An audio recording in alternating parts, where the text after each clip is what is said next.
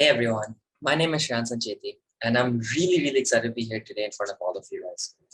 Anyway, before we dive right in, I just want to tell you guys a little bit more about myself.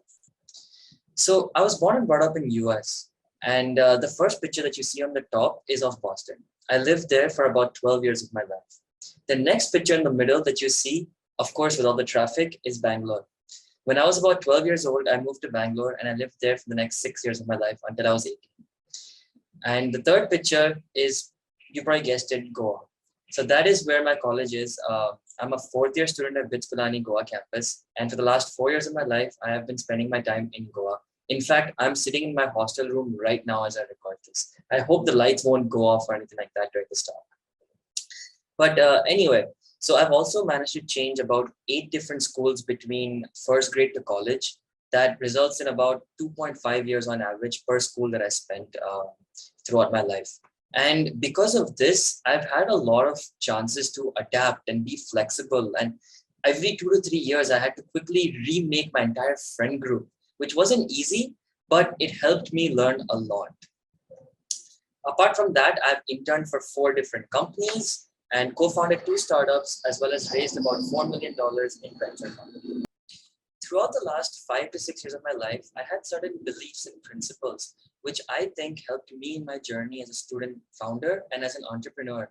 And today I want to share 3 of those principles with you guys. So I think would probably help you guys in your journey as well. So let's get started. The very first point that I want to talk to you guys about today is something called incremental innovation. At its essence, incremental innovation means making continuous small changes or updates or even improvements to something that compounds over time into a successful product. To put it into perspective, I've added a graph of how progress looks when you're growing just 0.5% week on week compared to growing 10% year on year.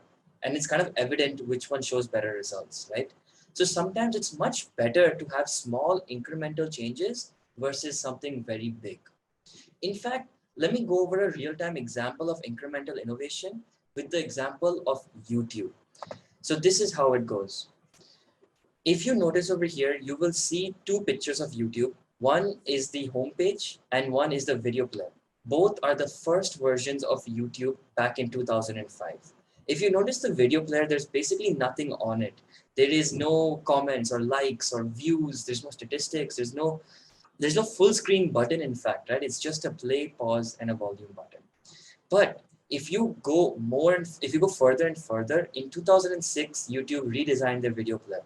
Again, in 2007, 8, 9, 10, 11, and every year onwards, they have kept redesigning their video player, not through any big changes, but through small incremental innovative changes. If you notice in 2006, they added ratings, they added views, comments, and more statistics. In 2009, they changed the color of the sliding bar. They've made it red in this case. They've introduced quality control of videos. You can now watch videos in different quality, right? And if you keep on going, I'm sure that you guys have all seen the Gangnam Style video, but in 2012, that is how the video player looked like. And the current version, they've introduced dark theme. They've introduced a much sleeker approach to the video player, as you can see over here. So the main point of this is that small changes over time can compound into something really great. The next topic that I want to talk about today is perseverance. And so this is an interesting thing because this is something which I can relate to in my personal journey a lot. And as the Dropbox founder says, don't worry about failure. You only have to be right one time. You can make 1,000,000 mistakes, 1,000 mistakes. It doesn't matter. You just need to be right once, right? So let me show you a couple of snippets from my journey, starting from first year of college. On the left-hand side, you will see me presenting Hulock, and on the right side is my co-founder and friend Harish, also on the same pitch. This was during a pitching competition in college. We were first-year students. We didn't know much. We just thought, let's just go for fun and see what happens.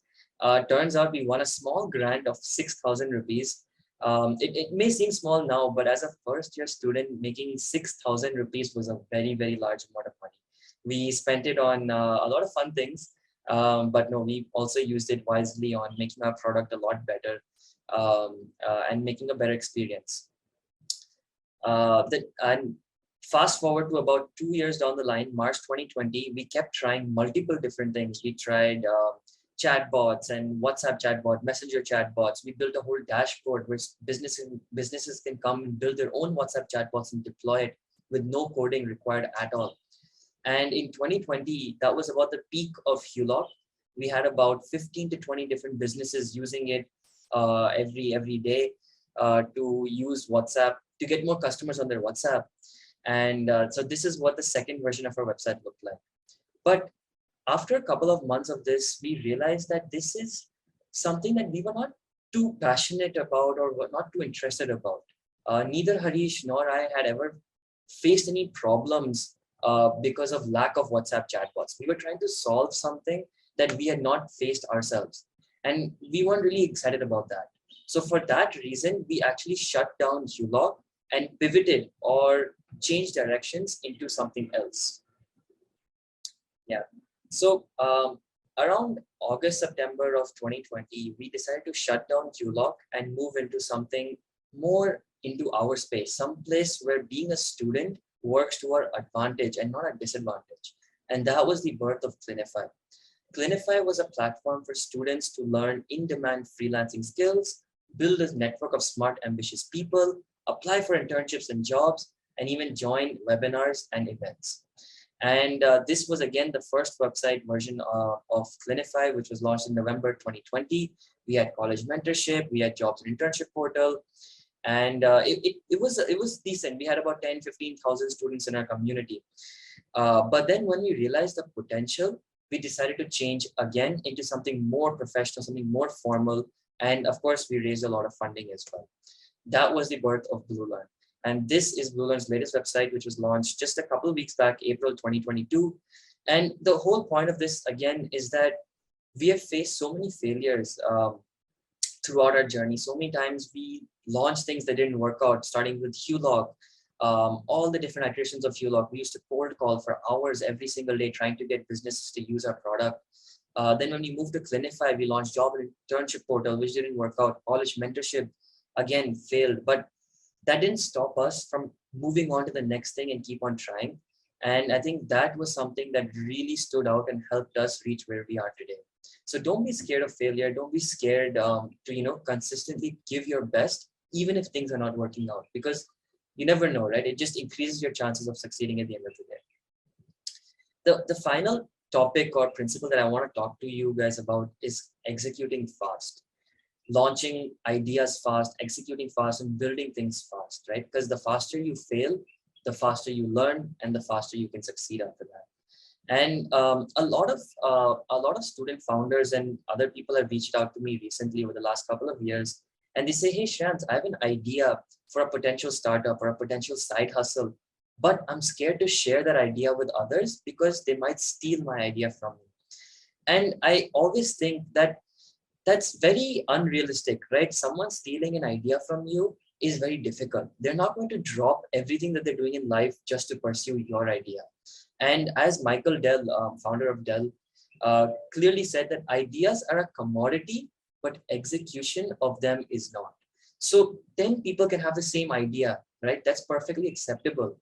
But the execution is what differentiates them all. No one can steal the way you execute, the way you think, right? So don't be worried about sharing your ideas to other people.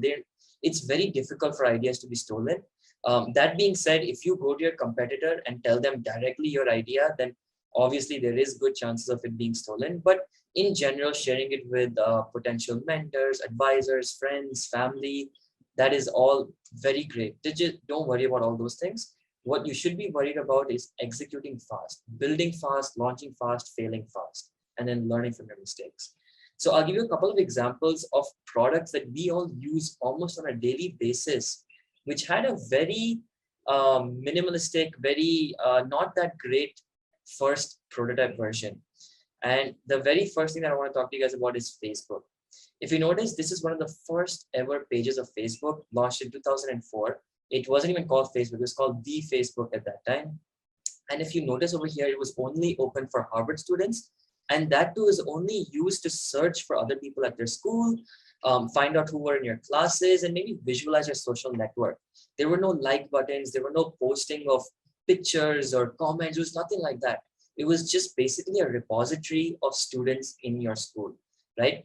But had Mark or his co-founder thought about it before launching and decided that no, they want to add more features before launching, they would have never even gotten Facebook off the ground, right? So it's critical that they launched at the time they did, got the correct feedback, and then iterated to make it better.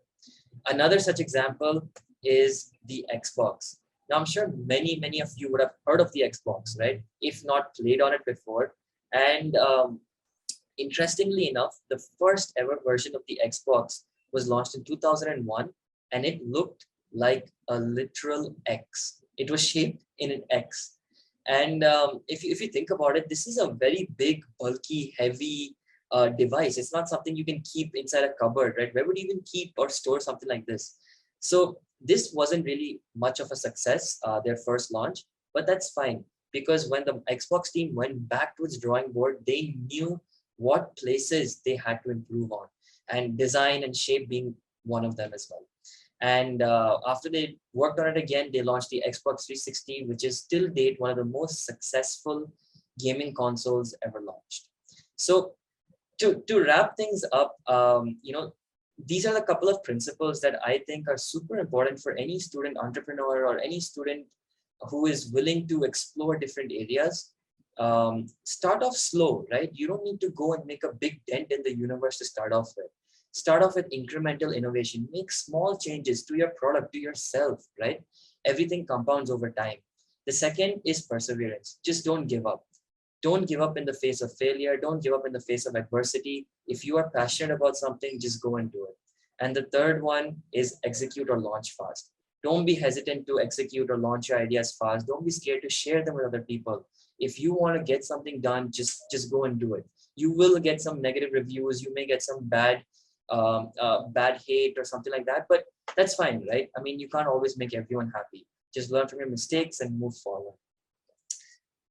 So that's about it. Thank you all for coming to my TED Talk, and good night. Had to end this with a meme, but no, I'm kidding. On a serious note, thanks all of you guys for listening, being a great audience. And I would probably want to end this whole talk with a little bit of a quote from the movie called The Founder, which was a great movie about the story and the journey of McDonald's and how it went from zero to what it is today. So do give it a watch. And I really hope I was able to inspire at least a couple of you guys sitting over there. I hope some of you guys were able to learn something new. So go out there. Let's make a world a better place. Bye.